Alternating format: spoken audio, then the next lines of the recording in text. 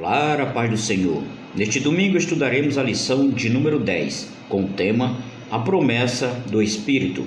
A leitura bíblica em classe está no Evangelho de João, no capítulo 14, dos versículos 16 a 18 e 26, capítulo 16, dos versículos 7, 8 e 13, e capítulos 20, dos versículos 21 a 22. A palavra-chave é Espírito. E vamos abordar nesta lição a promessa do Pai. O Espírito habita os discípulos. A promessa do Pai no dia de Pentecostes. Na lição desta semana, iremos explorar a importância do Espírito Santo na mensagem de Jesus dirigida aos seus discípulos em João. Não é por acaso que, ao se aproximar da sua crucificação, Jesus confortou os seus seguidores, garantindo que não estariam desamparados, mas que receberiam o Espírito como consolador e guia. Assim sendo, o nosso objetivo nesta lição é analisar a promessa do Pai conforme ensinada por Jesus no Evangelho de João. Investigar o fato de que o Espírito habita nos discípulos para que estes cumpram a vontade de Deus e, por fim, evidenciar o poder transformador da descida do Espírito Santo no dia de Pentecostes. Nesta lição, vamos analisar dois momentos significativos.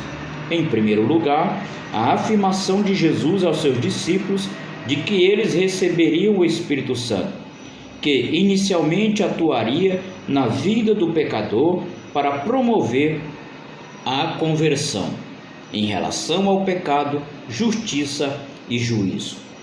Em seguida, estabeleceremos uma ligação entre essa visão regeneradora da promessa do Espírito em João e a perspectiva capacitadora a respeito do Espírito que encontramos no livro de Atos dos Apóstolos, escrito pelo evangelista Lucas. Jesus enviará o Consolador. No Evangelho de João, capítulo 14, lemos: Ele vos dará outro Consolador. Este Consolador é o Espírito Santo que habita convosco e estará em vós. No capítulo 16, é mencionado que quando o Consolador chegar, convencerá o mundo do pecado, da justiça e do juízo, evidenciando a atuação regeneradora da terceira pessoa da Santíssima Trindade. A palavra grega traduzida como Consolador é Parácletos, cujo significado refere-se a alguém chamado para ajudar, encorajar ou interceder por outra pessoa. Assim, um Paráclitos assemelha-se a um amigo que desempenha o papel de advogado ou consultor especial, ou ainda como um assistente que auxilia em momentos importantes. A expressão outro Consolador designa o Espírito Santo como uma pessoa.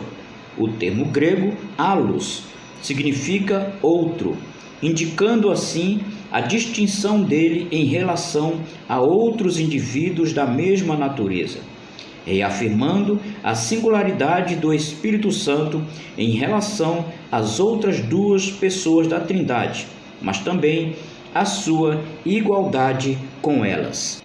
A palavra grega para órfãos, presente em João, é orfanos.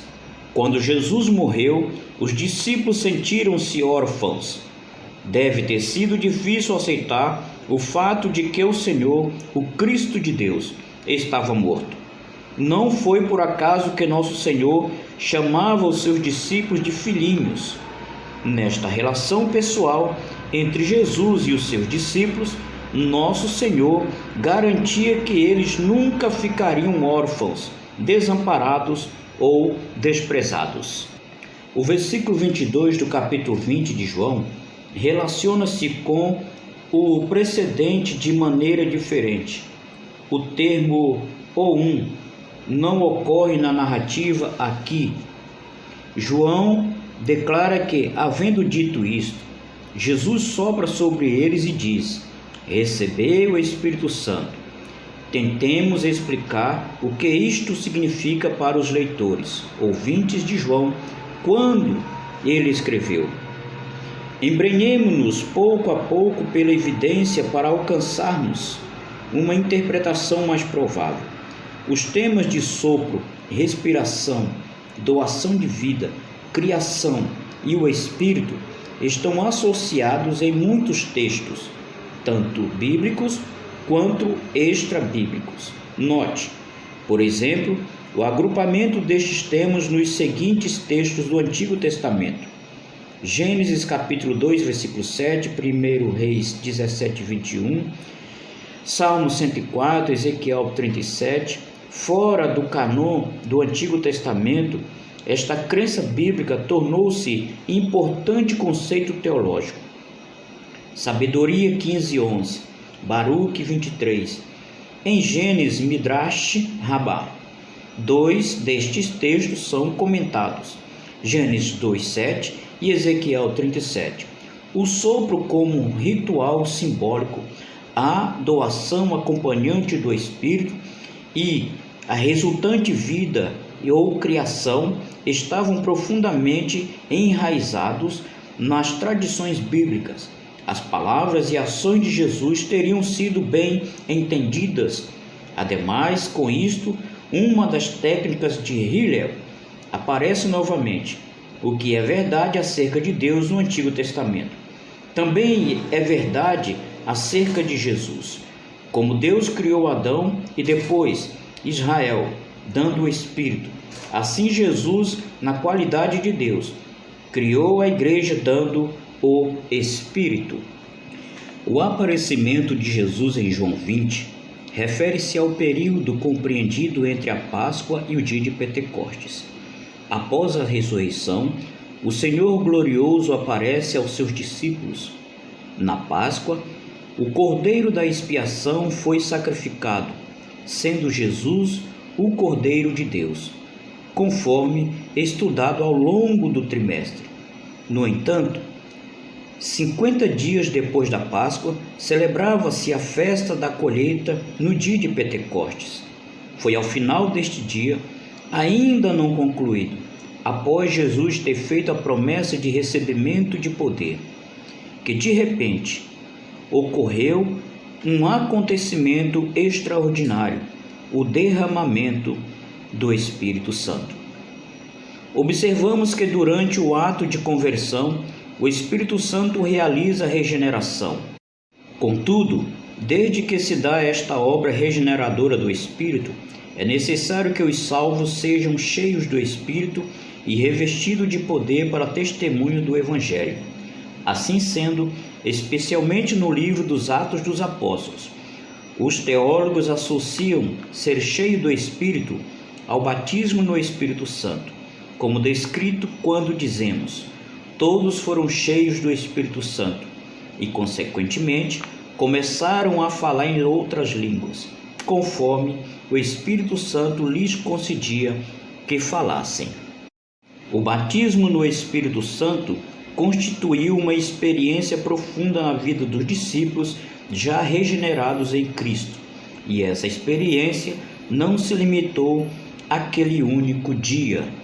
O cumprimento da promessa abrangeu toda a igreja nascente naquele momento e todas as gerações futuras até a volta de Cristo. A promessa do Pai tem a ver com a regeneração do pecado e com a capacitação do salvo para testemunhar do Senhor Jesus em todos os lugares. Essa promessa perpassa toda a Bíblia, se manifesta completamente em Pentecostes e está presente até hoje para todos os que arrependerem e crerem no Evangelho.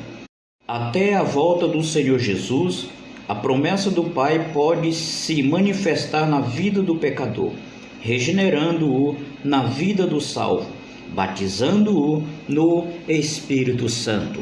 Deus abençoe a todos, em nome do Senhor Jesus. Amém.